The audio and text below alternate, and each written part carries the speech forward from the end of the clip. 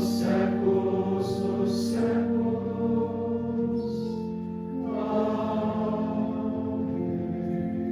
Caros seguidores, eu sou Dom Mauro da Abadia da Ressurreição e o motivo de nossa conversa hoje deve-se ao fato de, nesse ano de 2022, nós comemorarmos 25 anos de elevação de mosteiro à condição de abadia. E ninguém melhor que Dom Mateus, que viveu durante todo esse tempo conosco, há 41 anos desde a fundação, sendo 16 de mosteiro e 25 anos de Abadia da Ressurreição. Dom Mateus integra o grupo de 10 monges oriundos da cidade de São Paulo, do Mosteiro de São Bento, que em 1981 fundaram nossa Abadia da Ressurreição em Ponta Grossa, Paraná. Dom Mateus é patrólogo de formação, estudou os padres da Igreja no Pontifício Instituto Patrístico Agostiniano em Roma e desde 1988 leciona patrologia no IFITEM, Instituto de Filosofia e Teologia Mater Ecclesiae de nossa diocese. Além disso, dedicou grande parte da vida ao estudo, bem como à pesquisa da vida monástica, e há anos leciona aos nossos noviços um riquíssimo e aprofundado curso sobre tradição monástica. Dom Mateus, nós agradecemos sua presença e em compartilhar com nossos seguidores esse momento. Uma pergunta que frequentemente nos é dirigida é a seguinte: mosteiro ou Abadia da Ressurreição? Como devemos referir-nos a vocês? Quais as diferenças existentes entre mosteiro e abadia? Podemos ser chamados de mosteiro? Podemos ser chamados de mosteiro. Toda abadia é um mosteiro, embora nem todo mosteiro seja uma abadia. Então, se chamar o nosso mosteiro de Mosteiro da Ressurreição ou Abadia da Ressurreição, está certo das duas maneiras. Como assim todo mosteiro, toda abadia é um mosteiro? Porque os mosteiros beneditinos, para falar dos beneditinos, eles podem ser de várias categorias. Então, o mosteiro, quando ele é fundado, normalmente, ele é um priorado simples, se chama. Simples porque ainda não é um mosteiro autônomo. Ele ainda está dependente da abadia fundadora ou, no nosso caso, dependente diretamente do abade presidente da antiga congregação, que era a Congregação Beneditina do Brasil. Depois que o mosteiro já caminhou um pouco, já tem uma certa condição, seja financeira, seja de vocações, de estrutura, o mosteiro então aí é elevado à condição de priorado conventual. Ou seja, o mosteiro agora é um mosteiro autônomo, um mosteiro independente. Não é ainda uma abadia, mas já não é mais um mosteiro que dependa da abadia fundadora. Então o superior local já é o superior que nós chamamos de superior maior. Ele é a grande autoridade do mosteiro. E finalmente a abadia. Aí, quando a comunidade já tem pelo menos 12 professos perpétuos, que deve ser a profissão definitiva, aí ele pode ser elevado à condição de abadia. Ou seja, é um título, mas não é só um título meramente jurídico, porque aí o mosteiro vai ter um abade. O abade, que é, desde a Idade Média, ele é um prelado também, então ele tem certas prerrogativas na igreja, e é o pai espiritual do mosteiro. E ele é eleito para a vida, até os 75 anos, como se fosse um bispo. Qual a razão de nós trazermos o nome do mistério da ressurreição? Aí é bem simples. Os mosteiros, sobretudo orientais e antigos, eles têm uma tradição de receberem como título um mistério da fé. Às vezes eles são dedicados, os mosteiros em geral e os orientais em particular, são dedicados à Virgem, ao Santo, ou ao mistério da fé. Como no Brasil, na época da nossa fundação, praticamente, não todos, mas praticamente todos os mosteiros tinham um padroeiro santo, ou Virgem do Santo, São Bento, sobretudo, nós decidimos dar à nossa fundação o título do mistério, que é o central da nossa fé, que é a ressurreição. Esse é o grande motivo, né, Dom? O grande motivo foi que a ressurreição é o mistério central da fé cristã. Nosso mosteiro foi fundado em 1981, havendo sido classificado ao longo de 16 anos somente como mosteiro. Quais foram os estágios que nosso mosteiro passou até tornar-se abadia? Foram esses que eu mencionei. Primeiro, na verdade antes, nosso mosteiro começou por conta da peculiaridade dos inícios, foi uma decisão da Santa Sé, e o mosteiro começou como experimento, um mosteiro por experiência, por 3 anos. Então não era nem um priorado simples ainda. Então por 3 anos se deveria acompanhar para ver se o mosteiro de fato estava progredindo. Finalizados esses 3 anos se tomaria a decisão de continuar ou não. E a Santa Sé decidiu que sim. Então terminados esses 3 anos, o mosteiro foi aí oficializado como priorado simples, ligado diretamente ao abade presidente. Nós nunca fomos ligados canonicamente como uma fundação do mosteiro de São Paulo, de onde nós viemos. Isso durou até 1987, quando o mosteiro foi elevado à condição de priorado conventual, ou seja, um mosteiro já autônomo e independente. O primeiro prior era nomeado, não não era eleito pelos monges. E foi nomeado Dom Lucas Torrel de Almeida Costa, que foi o nosso primeiro prior. Até 1991 ele foi o prior conventual. Em 1991 o mosteiro era um priorado conventual, aí houve a eleição, aí sim, a partir do segundo prior aí a eleição. E o nosso atual abade, Dom André, foi eleito o segundo prior conventual, até a elevação do mosteiro à condição de abadia em 1997. Ele foi novamente, aí teve outra eleição, e ele foi eleito o primeiro abade e até agora o único.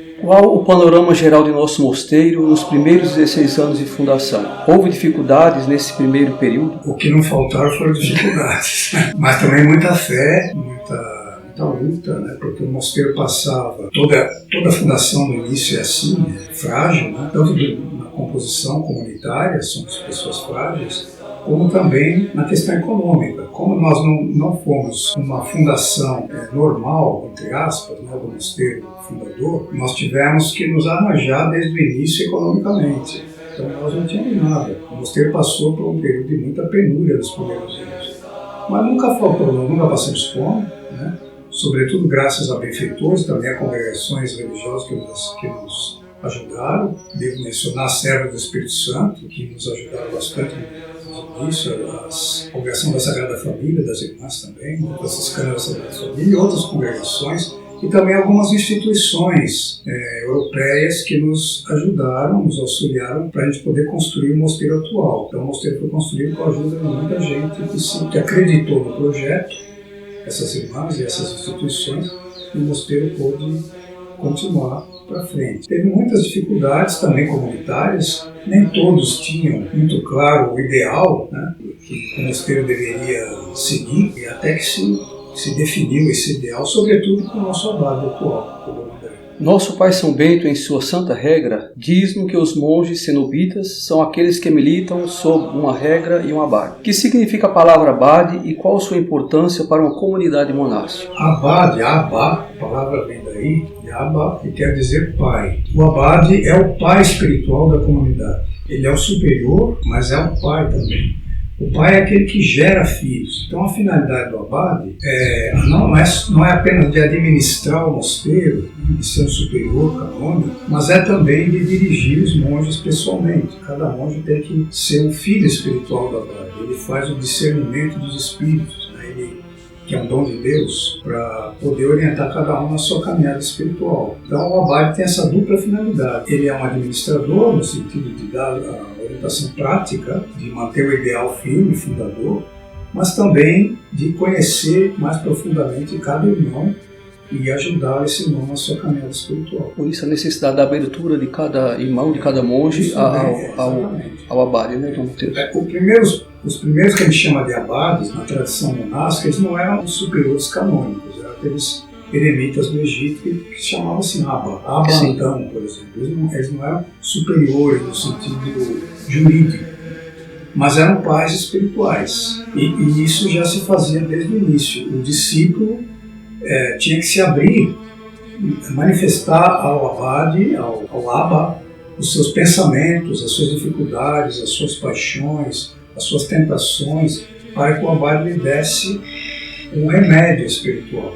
E essa tradição é que nós mantemos até hoje. Inúmeras são as vezes que São Bento, em sua santa regra, se manifesta a respeito da pessoa do abade, havendo escrito 2 capítulos acerca de seus deveres. No capítulo 2, emprega uma expressão muito significativa. Ele diz: crê-se que no mosteiro ele faz as vezes do Cristo. O que São Bento pretende transmitir com tais palavras? É o que nós denominamos de visão sacramental, ou seja, isso vale para a Igreja Católica toda, sabe? Não é só em mosteiro. Visão sacramental significa que, para falar de superior, vida religiosa, né? Aqueles que são súditos, aqueles que têm acima de si um superior, devem ver no superior não apenas um superior jurídico, mas ver nesse superior alguém que ocupa o lugar de Cristo. Nós, católicos, por exemplo, olhamos para o bispo local, não apenas como alguém a quem nós devemos obediência porque é o superior, mas porque ele é a cabeça da igreja e, portanto, ele ocupa o lugar do Cristo. A igreja é um organismo visível, tem carne e osso, então se encarna em pessoas concretas que Deus coloca ali,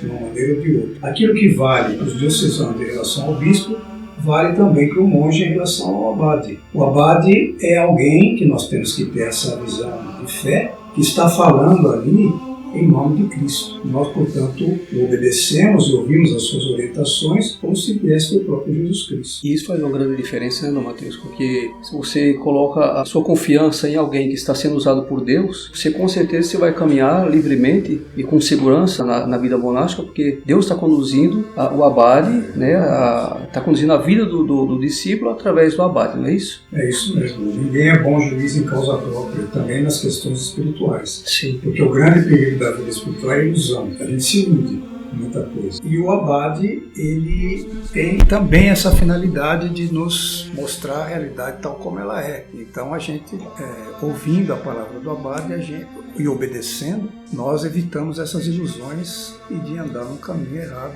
na vida espiritual. Há 25 anos, na solenidade da Assunção da Virgem Maria, no ano de 1997, nosso mosteiro foi elevado à condição de abadia pela Sé Apostólica. Qual era a situação da comunidade na época? E como se desenvolveu esse processo de transição de mosteiro para abadia? A mudança, ou melhor, a elevação do mosteiro da condição de priorado conventual para a abadia é um ato da Santa Sé, conforme a congregação beneditina a qual nós pertencíamos. A congregação que nós pertencemos hoje, que é a Sublacentes Cassinense, essa decisão cabe à própria congregação, não depende da Santa Sé, mas na época a gente dependia da Santa Sé para a elevação. Então, no momento que a comunidade chegou a 12, até por iniciativa do abade presidente, que era na época o abade presidente da congregação beneditina do Brasil, na época era o abade emérito de São Paulo, que é o abade que nos recebeu, do abade eu, no mosteiro de São Paulo, e nós entramos no mosteiro em 1976. Ele era o abade. Em 97 ele era o abade presidente, não era mais o abade de regime de São Paulo, e ele é que tomou a iniciativa de elevar o mosteiro à abadia. E nós, claro, aceitamos, porque a abadia é a plenitude do mosteiro beneditino. O mosteiro beneditino pode-se dizer que chegou à sua estabilidade, à sua plenitude como comunidade no momento em que é elevado à abadia. Dom André Martins foi eleito prior conventual em 1991 e em 1997 eleito primeiro abade. De todos os fundadores, nós notamos que o senhor tem uma ligação peculiar com ele. Poderia falar um pouco a esse respeito, Dom Mateus? Eu conheci o Dom André quando ele e eu ainda éramos candidatos no Mosteiro de São Bento de São Paulo. Ele estava terminando o ensino médio e eu também. Então nós dois morávamos em São Paulo, frequentávamos o mosteiro nos fins de semana, ajudávamos nas celebrações da missa, né? E então nós já encontramos uma afinidade muito grande já nesse momento, antes do ingresso no mosteiro. Afinidade não só do ponto de vista humano, né, mas também e sobretudo uma afinidade do ponto de vista do ideal monástico. E conforme nós fomos avançando na formação e dentro do mosteiro de São Paulo, né, e foi se clareando um ideal de fundação, nós dois então tivemos uma união ainda maior, porque nós tínhamos esse mesmo ideal. Então nós temos uma proximidade muito grande, não só porque somos amigos, né, mas também por conta de um ideal forte que ele e eu temos desde que nos conhecemos. Então a nossa fundação, ela é alicerçada, não vou dizer que nem em mim nem nele, né? É Deus o alicerce. E é Deus que incute esse ideal naqueles que buscam o nosso mosteiro. E esse ideal, para o mosteiro ser vivo, tem que ser muito forte. É um ideal que está voltado à tradição. Nosso mosteiro nasceu assim, né, como uma volta, como pediu o Concílio Vaticano II, uma volta às origens, uma volta às suas raízes. Pediu isso para a igreja inteira e pediu isso também para os religiosos e para os monges. Então o nosso mosteiro nasceu como não como uma negação do mosteiro do qual nós viemos, ao contrário, né? A tradição nós recebemos lá, mas como um passo à frente na volta às nossas raízes monásticas de São Bento e dos monges e monjas anteriores a São Bento até. Durante esse período todo que o senhor mencionou, que caminham juntos, né? Foram feitos os momentos de noviciado, profissão juntos. O senhor poderia falar um pouco? Nós entramos no mosteiro no mesmo dia, 1º de março de 1976, que era uma segunda-feira de carnaval. E de lá para cá nós fizemos uma caminhada também tudo juntos, porque nós começamos o noviciado no mesmo dia, fizemos a profissão temporária no mesmo dia, depois viemos para a fundação aqui em Ponta Grossa juntos, fizemos a profissão perpétua juntos, fomos ordenados diáconos, depois presbíteros juntos, né? Fomos para Roma, ele foi estudar liturgia e eu fui estudar os padres da igreja, nós fomos juntos, moramos juntos lá em Roma, daí nós voltamos, ele ficou prior, depois abade, aí não estávamos juntos. Ele ficou abade e eu não fiquei, mas continuo dando o apoio que ele merece para exercer o seu cargo. Tudo isso que o senhor acabou de falar é um testemunho muito grande, né, diante de uma sociedade que a gente vê que muitas vezes não é possível uma amizade duradoura, um próprio relacionamento entre casais que a gente vê muitas vezes, né, desfalecendo. Então é uma amizade bela, tudo esse testemunho que o senhor deu, uma amizade de 41 anos, né? A e que é possível. Tem 47 anos. Pois é, mais do que 41, tá vendo? 41 tem um mosteiro. Exatamente, então é de fato um testemunho para que aqueles que estão seguindo, que tudo é possível, né? Quando Deus está no centro e que Ele conduz toda a nossa vida. Dom André desenvolve o serviço da autoridade há 31 anos e junto à festa dos 25 anos de abadia, celebraremos também o jubileu de prata de sua bênção abacial. O senhor poderia destacar alguns dos aspectos desse abaciado? Olha, Dom Abade André, ele, primeiro que se deve dizer é que ele, na minha visão, e acho que dos irmãos também, ele é desses homens desses abades que cumpriram de fato o que o nome indica, de ser pai. Eu, apesar de ser amigo dele há 47 anos, mas ele é um pai também para mim, me conhece a fundo, porque me abro bastante com ele também, então aí ele também exerce comigo esse seu papel de ser pai. Mas além desse lado espiritual, de administração do mosteiro, não é fácil ser abade, né? Porque tem que lidar, como diz São Bento, com muitos temperamentos diferentes. As pessoas estão buscando a conversão, mas também tem problemas, né? É algo difícil. Mas também Dom Abade se destacou pelo seu amor à liturgia. Ele estudou liturgia já porque amava demais a liturgia católica, né? Então ele se dedicou, já antes até de vir para o mosteiro, por exemplo, a questão da música litúrgica. É um trabalho que ele vem exercendo há mais de 3 décadas para musicar a liturgia das horas, o ofício divino, nós denominamos no mosteiro. E é um trabalho que ele está ainda não concluiu completamente. É um trabalho que ele está fazendo há muito tempo, né? Mais de 30 anos. E também como pai espiritual, como formador da comunidade, né? Ele, por exemplo, escreveu um livro que é fruto de um curso que ele dá para os formandos, falando da vida de São Bento, baseado nos diálogos, livro segundo os diálogos de São Gregório. Esse livro foi editado aqui pelo próprio mosteiro. Editamos também homilias dele recentemente. Então é alguém que se destaca pregando retiros, né? É alguém que atua bastante, não só dentro da comunidade, mas também na irradiação que a comunidade tem para fora, para monges, monjas e leigos. A regra de São Bento e a vida monástica nunca deixaram de ter um sentido e uma mensagem, mesmo havendo atravessado tanto séculos. Qual a mensagem da vida monástica para os nossos dias?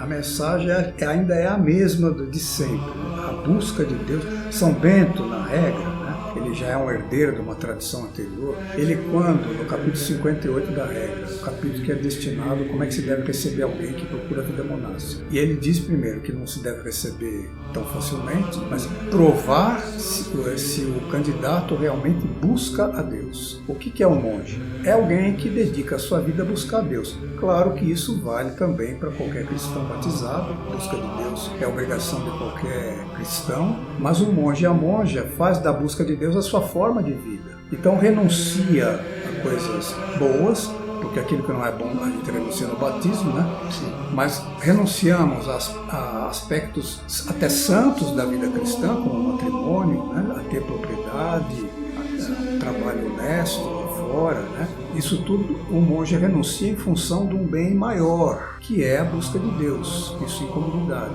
Então, o sentido da vida monástica é basicamente a busca de Deus. Isso para um beneditino feito em comunidade. Mas também a gente tem que lembrar que a vida de oração, que deve pautar a vida do monge, não é apenas para o próprio monge individualmente. A oração, sobretudo litúrgica, porque a oração litúrgica ela é eficaz, porque é a oração do próprio Cristo e a oração da igreja, né? Naquele momento, quando os monges estão no coro, estão celebrando a liturgia, seja a Santa Missa, seja a liturgia das horas, o próprio Cristo está agindo. Então, alguma coisa está acontecendo no universo porque o Cristo está agindo naqueles monges que estão escondidos. Então, a igreja é um organismo vivo, são membros, né, do mesmo corpo. Então, os monges, eles ocupam na igreja, sobretudo, esse de rezar, né, de orar, porque sem a oração a vida da igreja ela é vazia. Então nós, como monges, que nos dedicamos mais tempo, pelo menos, à oração, nós estamos elevando ao Pai as angústias, os problemas do mundo inteiro, da igreja, de cada um, ao céu. E a gente tem que ter fé, só no céu que a gente vai saber exatamente como é que aquilo foi eficaz, mas a gente tem fé que de fato alguma coisa acontece. E de fato, como o senhor acabou de falar, né, Mateus, a oração ela tem que estar em primeiro lugar, né? É isso que a gente faz, rezar pela humanidade inteira, por aqueles que nos pedem as suas orações. E o próprio Jesus, antes de realizar qualquer coisa, ele se colocava diante de Deus, né, para rezar. Então, a oração é fundamental. Eu lembro sempre daquela passagem para ilustrar um pouco que é a vida monástica, né? Sobretudo essa de intercessão, esse aspecto. Sim. Naquela passagem de Moisés, o povo hebreu está em luta com os amalecitas, e Moisés sobe no monte e fica lá com as mãos estendidas. Ele começa a cansar as mãos abaixa, e o povo de Deus começa a perder a batalha, né? Quer dizer, quem que vence a batalha? É Deus, através dos seus combatentes, mas quem vence é Deus mesmo. Então vem lá os dois ajudantes, seguram, bota uma pedra embaixo da mão, para a mão dele poder ficar elevada, intercedendo. Aí o povo vence. A nossa função de monges e monjas também é de ficar constantemente diante de Deus, não só pela alma de cada um, mas pela alma da igreja inteira, de cada um. Enquanto nós estivermos rezando, nós sabemos que a igreja está vencendo uma batalha. Dom Mateus, o senhor viveu 46 anos de vida monástica e tem participação singular na vida e na história de nossa comunidade. Em nome de nossa comunidade, nós o agradecemos por sua perseverança. Sabemos que o senhor teve grande colaboração para que a nossa abadia aqui chegasse. Agradecemos igualmente por esse momento formativo que o senhor nos proporcionou. Amém. Eu quero, inclusive, convidar todos, né, porque nós vamos fazer a celebração dos 25 anos de abaciado, né, de abadia e de abade de Dom André, do novo mosteiro na igreja que está sendo ainda erguida lá de Itaiacoca, no dia 26 de novembro, às 16h30. Né? Sim. E, então estão todos convidados. Deus nos abençoe a todos. Amém. Vinde, subamos ao monte do Senhor.